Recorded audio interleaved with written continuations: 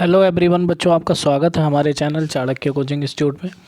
और मैं word difference में आज दो वर्ड्स नहीं कहेंगे, इनको दो ऐसे स्ट्रक्चर लाया हूँ जिनमें अक्सर बच्चे कंफ्यूज होते हैं। और ये ग्रामर का भी बेसिकली पार्ट है ही है, और ये एग्ज़ाम में भी बच्चों बहुत आया है आज तक। तो बच्चों को ये क्लियर नहीं होता किस चीज़ को यूज करना है, किस चीज़ को यूज नहीं करना। पहली चीज़ तो उससे सबसे पहले मैं ये समझाऊंगा ये पढ़ाने से पहले कि एक तो समझिए, देखिए जैसे माई लिखा है तो ये पजेसिव एडजेक्टिव होता है, इसके बाद हमेशा एक नाउन लगता है। जैसे माई कार है, माई पेन है, माई बुक है, माई नोटबुक है, तो ये पजेसिव एडजेक्टिव कि ये कभी अकेले यूज नहीं होते। एडजेक्टिव इसलिए कहते हैं कि इनको क्योंकि नाउन से पहले आते हैं, नाउन के लिए आते हैं।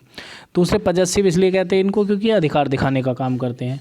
बच्चे माई प्लस नाउन ना लिखना चाहें आप तो माइन भी लिख सकते हैं, उसमें नाउन ऑलरेडी होता है, इसलिए अब चूंकि नाउन इसमें है तो इसको पजेसिव प्रोनाउन बोला जाता है। जैसे इसके दो एग्जांपल्स आप मैं लिखूंगा, जैसे कि this school is mine, this school is mine, ये हो गया। या फिर इसको ऐसे लिख लो, दिस इज माई स्कूल। देखा हमने, तो यहाँ ये माई जो है ये नाउन से पहले है तो ये पजेसिव एडजेक्टिव है। और यहाँ this school is my school, यानी माई स्कूल की जगह माइन है, ये पजेसिव प्रोनाउन है। Got it. तो पजेसिव प्रोनाउन के बाद कोई नाउन नहीं आता है, ठीक है। इसमें ऑलरेडी एडजेक्टिव, पजेसिव एडजेक्टिव वो नाउन होता है। पजेसिव का मतलब अधिकार दिखाने वाले। चलिए खैर, ये तो प्रोनाउन का केस है। फिर अब हम पढ़ते हैं अपने स्ट्रक्चर को। तो आज मैं डिफरेंस बताने वाला हूँ बच्चों ए फ्रेंड ऑफ माइन में, द फ्रेंड ऑफ मी में। आप देख रहे होंगे ए फ्रेंड लिखा है, यहाँ ए लिखा है, यहाँ माइन लिखा है, यहाँ दा लिखा है और यहाँ मी लिखा है। तो ऐसा क्या है इसमें कि हमें वहाँ माइन लिखना पड़ा, इधर मी लिखना पड़ा? तो लॉजिकली समझते हैं सबसे पहले ए फ्रेंड ऑफ माइन। बच्चे ए फ्रेंड ऑफ माइन का एक्चुअली मतलब क्या होता है? फ्रेंड ही नहीं जरूरी, कोई और वर्ड भी ले सकते हैं। ब्रदर ऑफ माइन ले सकते हैं, सर्वेंट ऑफ माइन ले सकते हैं, है ना, ए टीचर ऑफ माइन ले सकते हैं, कुछ भी, इससे कोई फ़र्क नहीं पड़ता। एक स्ट्रक्चर लिया, इसका मतलब होता है वन ऑफ मैनी। मतलब यहाँ ऑफ का मतलब है में से, मैनी माने कई सारों में से, वन माने एक, तो कईयों में से एक की बात यहाँ होती है। जब हम बच्चों ये कहते हैं कईयों में से एक, तो एक फिक्स नहीं होता है वो कौन सा है, ठीक है, वो फिक्स नहीं है क्योंकि कई सारे हैं, उनमें से कोई भी एक। ठीक, अब जरा समझना, इस स्ट्रक्चर को हम ऐसे भी तो लिख सकते हैं। देखना, वन ऑफ माई फ्रेंड्स, इसका ऑफ का मतलब हमेशा समझे में से, ये सलेक्शन के लिए यूज होता है यहाँ में से। तो वन माने एक, ऑफ माने में से, माई फ्रेंड्स माने मेरे मित्रों में से एक। अब आप खुद सोचिए कि वन ऑफ माई फ्रेंड्स लिखा तो वन की जगह कह तो यही रहे हैं कि एक मित्र मेरे कई सारे मित्रों में से, तो मैं इस वन की जगह ए फ्रेंड लिख सकता हूँ। ए फ्रेंड माने कोई सा भी मित्र, ऑफ में से माई फ्रेंड्स माने मेरे कई मित्रों में से। अब ए फ्रेंड लिख दिया, ऑफ लिख दिया, माई फ्रेंड्स। अभी मैंने बताया माई प्लस नाउन लिखना चाहते हैं आप तो उसकी जगह माइन भी लिख सकते हैं, पजेसिव प्रोनाउन। तो देखो हो गया ना सिद्ध, ए फ्रेंड ऑफ माइन, माइन बराबर माई प्लस नाउन। माई का मतलब क्या होता है? माई प्लस नाउन होता है, इधर लिखा है मैंने। तो ये फ्रेंड ऑफ माइन हो गया ना। अब बच्चों वर्ब वगैरह नहीं बदलती है, वर्ब सिंगुलर ही रहेगी, लेकिन इसका मतलब होता है एक मित्र मेरे कई सारे मित्रों में से, यानी कि मेरे बहुत सारे मित्रों में से एक मित्र। तो माइन के अंदर माई प्लस प्लूरल नाउन छिपा होता है। अब आप खुद ही सोचिए, अगर मैं इसकी जगह, ये तो प्रोनाउन है, यहाँ मैं कोई नाउन लिखना चाहूँ तो कैसे लिखूंगा? ए ब्रदर ऑफ कमल्स।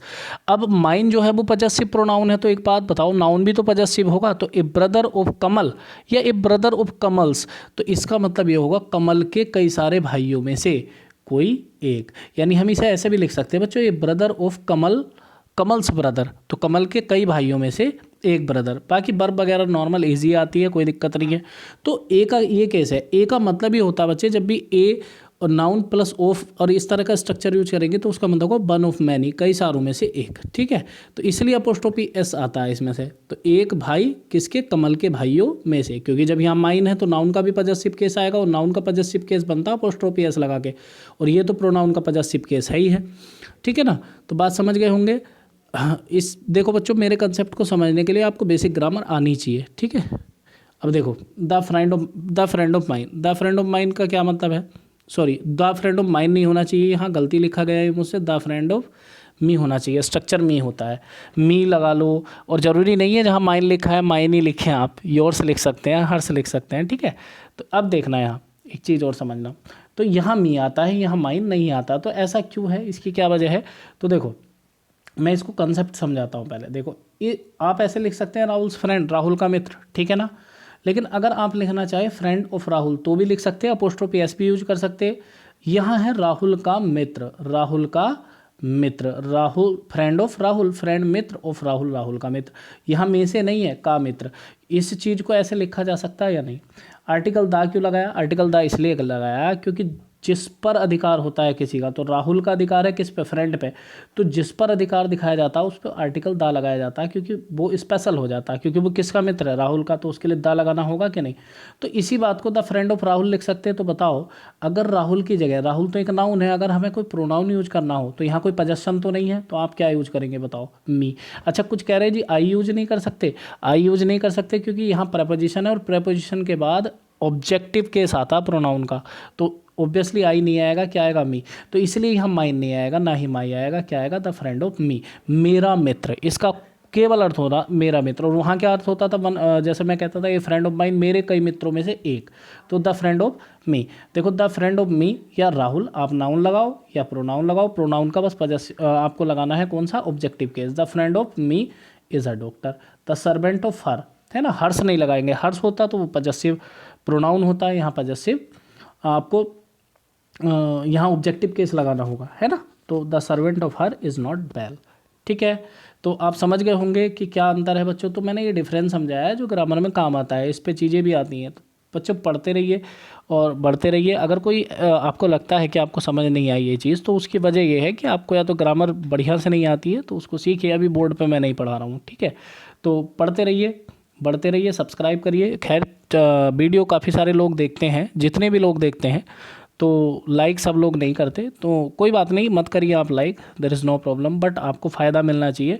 हालांकि अगर हमें अच्छी लग रही है तो लाइक करने में भी कुछ नहीं जाता, बट मन है आपका, कोई इशू नहीं है। लेकिन शेयर आप करिए, शेयर करने से और लोगों को फ़ायदा मिल जाएगा, ठीक है। शेयर करिए आप, ठीक। पढ़ते रहिए, बढ़ते रहिए। Best of luck, God bless you.